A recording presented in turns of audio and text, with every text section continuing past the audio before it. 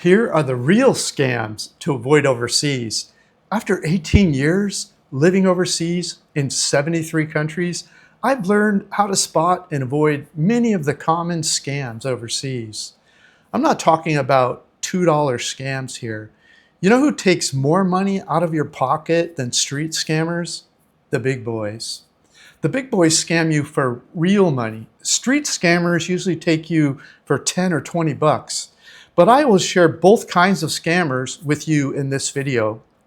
You see, I consider being overcharged 100 bucks on something as despicable as a scam, even if it's not an actual fraud. So I'm speaking about scams very broadly here. The big boys are the real scammers. The billionaire travel companies take you for hundreds of dollars before you even leave your house. You know where you get screwed harder than street scammers? Flights, accommodations, and rental cars. I know what you're thinking. Dan, flights, accommodations, and rental cars are normal travel expenses, not scams.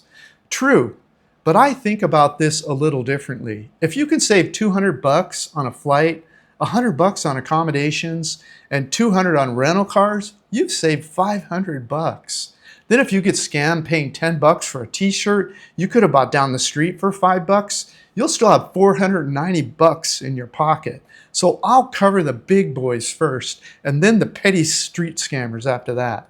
Here's the truth. If you don't think carefully and do some pre-travel planning, you're letting the big boys scam you. So here is how I reduce the amount of money going from my pockets into the big boys' pockets by doing a little research before booking trips.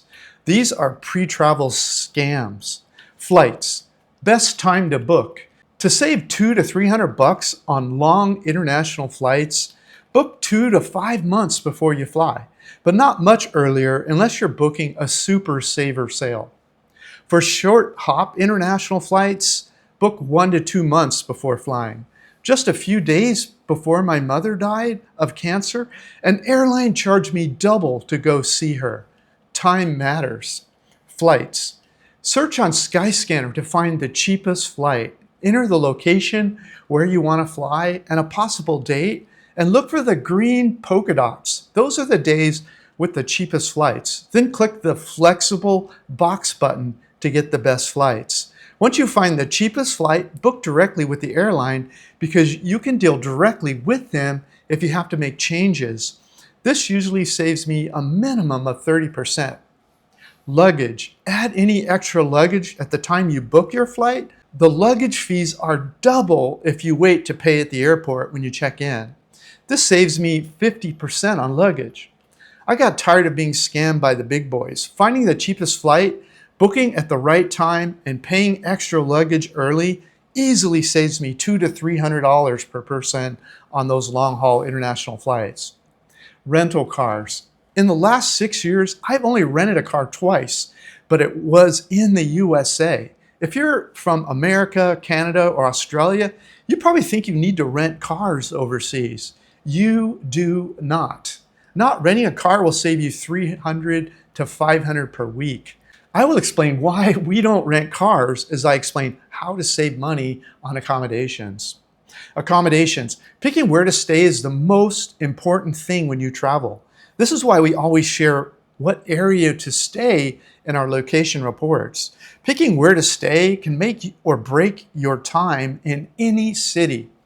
We always book in fun, walkable neighborhoods where everything we need is within walking distance. That way we don't have to pay for a taxi every time we leave the house. We just walk to everything.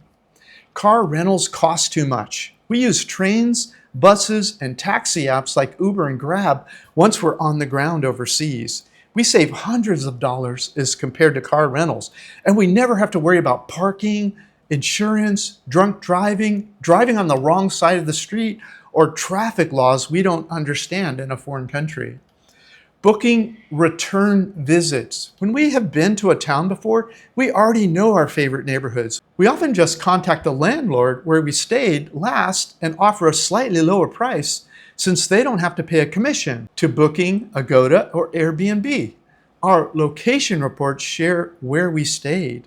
Booking accommodations in a new town. When we first visit a new town, we look for walkable areas with restaurants, coffee shops, grocery stores, public markets, malls, nightlife, and entertainment, all within 500 meters, 1,600 feet of our accommodations. We love walking for exercise. We Google and read blogs to find the best area to stay if it's a new town.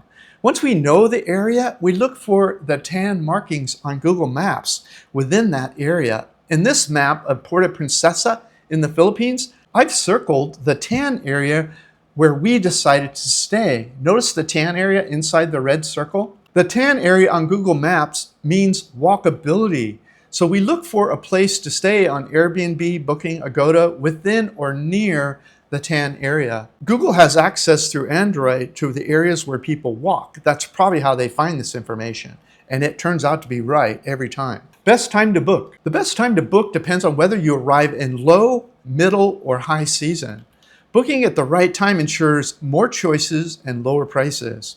In the high season, we save the most by booking 4 to 6 months ahead and 6 to 9 months ahead for really popular destinations. During the middle season, we book 1 to 2 months in advance, and in the low season, 1 month is often sufficient for the best selection and price. If we decide to stay longer than a week or two, then we find our favorite neighborhood in that town by foot. Here's my free report about booking apartments overseas long-term for cheap. I'll put a link to that video at the end of this video. Okay, 3 to 5 days before we fly. Airport transfer scams. One of the biggest scams used to be getting from the international airport to your first accommodations when you landed. You easily could have paid $50 to $100 for that one taxi ride. But that scam is mostly gone now because of taxi applications like Uber and Grab. So 3 to 5 days before flying, we Google the following. Are taxi applications like Uber or Grab allowed to pick up passengers at XYZ International Airport? If so, we download the application and order a taxi when we land. Remember, this is before we fly, 3 to 5 days before. If not, we email our accommodations and ask them how to get to their place from the airport. Most accommodations will explain how to do that for a reasonable price. Many accommodations will even have someone waiting at the airport with a sign with your name on it. If neither of those work, Google the words, how do I get from XYZ International Airport to my accommodations in city name the cheapest way? That usually tells you now not only how to save money, but also some of the scams to avoid at that airport. Okay, let's talk about bank travel notification. Still 3 to 5 days before you fly. Set up a travel plan online at your bank in your home country. Log into your bank and look for the travel notification option. You'll be prompted to enter the travel dates and destinations and to select which cards you will use on that trip. Now, when you arrive in that country and try to get money out at an ATM, they won't shut off your ATM card, but bring some dollars, UK pounds, or euros in case the ATMs are down when you land. That almost never happens, but bring around 300 to 500 in case it does. Okay, next, search what ATM machines in foreign country name have the lowest ATM fees and the best foreign currency exchange rate. Now you know what ATM to pick if you have multiple choices when you arrive at that airport. Remember, all of these are 3 to 5 days before you fly. Here's the last one. Exchange rate. Next, search online to find out the exchange rate for the foreign currency for the country you're visiting. Search on with something like, how many Malaysian ringgit can I get today for 200 US dollars or euros or pounds or whatever your bank is at home. Now you know how much foreign currency to pull out of an ATM machine when you land in that foreign country. You have information. Okay, the day you fly. Onward flight scams. Many countries around the world no longer ask for proof that you have a flight leaving their country before they let you enter their country. But when you try to check in for your flight, many airlines still try to sell you a return or an onward flight. I recommend searching for this phrase online, onward flight. Google and purchase an onward flight for about $12. Do this about 4 hours before heading to the airport. We've been using this $12 onward flight technique for about 6 years, and we've only been refused or turned down once at the airport. The airline said it was only a reservation and not a paid-for ticket. They offered to sell us a return ticket for $600. I said, no, thank you. Here is what you do instead. Arrive at the airport 3 hours early before your international flight and try to check in. When they refuse your $12 onward flight, which is a very low chance they will, we stepped out of line and we went on our computer or phone and we purchased an actual flight, not round trip back to where we're coming from, but to the nearest country, to the country we were flying to. And that was for about $100. So we saved $500 by buying an actual ticket to the closest nearby country for $100, rather than buying a return flight to our home country that the airline was trying to sell us for $600. They let us board the flight once they saw it was a paid-for ticket. We just showed them the link, the email we got from the airline. Plus, when we landed, immigration officials never asked for proof of an onward flight in that case. It seems like the airline was just trying to scam us for $600. I'll let you decide. You see, the big boys try to take you down for hundreds of dollars. Most street scammers are not so ambitious. Okay, feet on the ground. Let's talk about ATM scams. Now you're on the ground in a foreign country. Examine the ATM machine for anything that seems suspicious, like a little scanner below the real scanner, or they'll scan your card number off your scanner, or a little camera up in the corner under the little hood trying to see what buttons you push. Google now and read about that if you have no knowledge of that yet. So get local currency out of the ATM in the amount you learned about earlier based on the exchange rate. After entering your ATM PIN number, the ATM machine may ask you a few things you've never seen before. First, is the account you are withdrawing from a current account, a savings account, or a credit card? Many countries overseas call checking accounts current accounts. Select the current account if your ATM card was issued on your checking account back home. Otherwise, your savings or credit card. You've probably seen that before. Next, the machine may or may not ask you whether you want your bank at home to do the currency conversion or the foreign bank to do the currency conversion. My Charles Schwab account seems to give me better conversion rates when I'm overseas, so I always select proceed without conversion. Then I exit the airport and use whatever method I determined earlier to get from the airport to my accommodations. Okay, the next scam is English speakers. If you're in a country where everyone speaks a foreign language and you're approached by someone who is smiling and talking near perfect English, be skeptical. When that happens overseas, about 50% of the time, they have ulterior motives. I just steer away from them these days because when I used to listen to them, it seemed like their goal was to spend time with me and then try to make me feel guilty and then try to get me to pay them something out of guilt, like they were being a tour guide or they were trying to give me something of value. My rule these days is I don't engage with people that approach me. When I need or want something, I approach whatever business is selling that thing. I hunt for whatever I want. I'm no longer comfortable being hunted. I see those people coming at me like sharks looking for something to eat. I don't want to be eaten. So I just move away from them, often ignoring whatever they say to me in English. Once in a while, you're being very rude to someone who had very good intentions, but it's wasted enough of my time, I don't fool with it anymore. All right, money exchangers. I don't use money exchangers. I keep some dollars with me in case of an emergency, but I normally pull money out of my American banks at foreign ATMs as needed. The few times I've used money exchangers, I've always read Google reviews before picking which money exchanger to use. Look for both foreign and local reviews on a money exchanger's. If a money exchanger's reviews don't look authentic, they probably aren't. Okay, overseas bank accounts. Over the last 18 years, expats around the world have shared various stories with me about how they've been mistreated and given the runaround by foreign banks. I do not keep money in foreign banks. I keep my money in US banks, and I pull money out at foreign ATMs as needed. If I were from Australia or Canada, I would pull them out of my home country banks, wherever I'm from. Those are banks I've used for years and I trust. One of my US banks is Charles Schwab, and it rebates my foreign ATM fees. Other people will tell you to open foreign banks in case of an emergency. I have a different emergency plan. I keep my money in 2 separate US banks, each with its own ATM card and own credit card, both completely separate banks, and I keep these in 2 separate spots. I also have online access to both US banks with 2-factor authentication, and I can transfer money between the banks as needed. In 18 years living overseas, I've never once lost access to my money using this strategy. Even when I've lost one of the ATM cards or it's gone missing, I use the other one until I'm able to get a copy of the other side.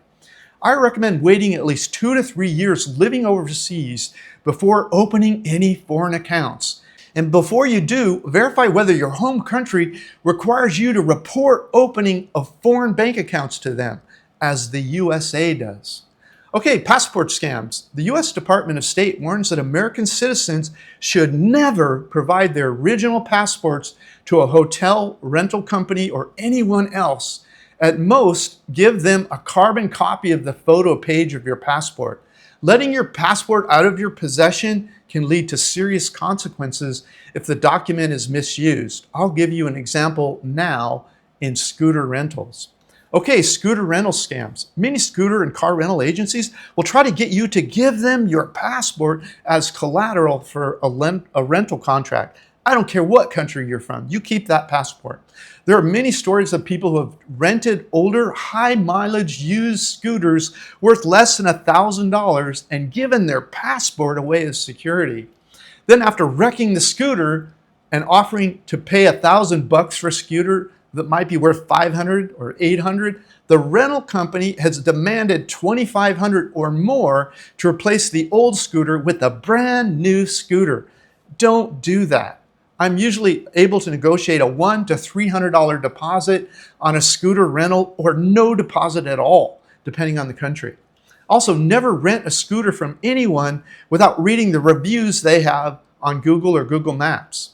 When you're renting a scooter, walk around the scooter slowly as you film it, paying close attention to any scratches or blemishes. Then email that video to the scooter rental company. It shows the condition of the scooter before you took possession of it. So if they later claim you caused one of those blemishes, you've got it on video, a date and time on an email that it was before you even took that scooter. If possible, add language to the contract saying something approved by your lawyer, such as, if you completely destroy this scooter, you'll replace it with a scooter of similar age, mileage, and condition, or $1,000 cash maximum at the option of the scooter rental company. Something like that. Rental security deposit scams. Don't pay a full month's rent for an apartment rental security deposit. In many parts of the world, landlords routinely refuse to refund apartment security deposits for temporary renters visiting from another country. They have a flight that day or the next day, they need to get on that flight, so they have leverage against you. When we're going somewhere for just a week or two, we rent on Booking or Agoda or Airbnb without paying any security deposit. We pay online only for the period rented. If we plan on staying for a month or two, we book a cheap hotel online for a few days and then we hunt for a long stay apartment with our feet on the ground. Landlords that are not internet connected, you can get better deals from them. We negotiate directly with the landlords and refuse to pay rent security deposits. More details about that on this free link I provide. Okay, food scams. If you're walking along and see a restaurant, you want to eat at that restaurant, check the social media to see if it is well reviewed by both foreigners and locals. Google reviews are automatically translated into your primary language when you're in a foreign country. Never order anything without pointing at the item you want on the menu that includes a price next to the item. 95%, maybe more, of the restaurants you visit are totally trustworthy, but a few restaurants will offer you something that's not on the menu, and the price they put on the bill will have no relation to what the other items are on that menu. Also, if they set the food down in front of you and say something like, "Would you like water with that, or bread, or soup?" do not assume it's free. Ask, how much more for the bread or the soup or the water? Never assume something offered verbally will have a fair price. The same goes for happy hours. Ask what time it starts, what time it ends, and look for the happy hour price in writing on the menu, which drink it is and how much it is. And if you decide to have another, don't just assume it's still happy hour. Ask, is it still at the happy hour price of X or whatever it is? Assume nothing about prices. Always see it in writing and always point on it at the menu. Never assume anything is free or included. The problem of overpriced off-menu items is not common, but it's happened to us multiple times in Turkey and in Morocco, but only in tourist areas so far. Normal mom and pop restaurants, they don't pull this kind of crap. It's always in a tourist area. Okay, tour and transportation companies. Always read the Google reviews before booking trips with tour companies and transportation companies. If a tour or transportation company has no social media presence, I do not recommend booking with them. If you're walking in a tourist area and someone approaches you, offering you a tour of any kind, it's kind of like that English thing, walk the other way. Listen, maybe take their brochure at the most, but never buy on the spot. Walk away, then search on Google Maps to see if the tour operator has reviews. And look for a lot of reviews. It is better to search and find tour and transportation companies online than picking one walking down the street. Getting into a vehicle isolates you, which can be very dangerous if the tour operator is not legitimate. And you will never know if they are legitimate if they don't have a substantial social media presence. That reminds me, avoiding street scammers is important to save money, but your life is even more important than your money. Watch this video to learn how I've remained safe living overseas for 18 years. Watch this video to learn how I save money renting perfect apartments all over the world. And scan this QR code to get my free ebook about the most important things to know about living and making money overseas. Thanks for watching.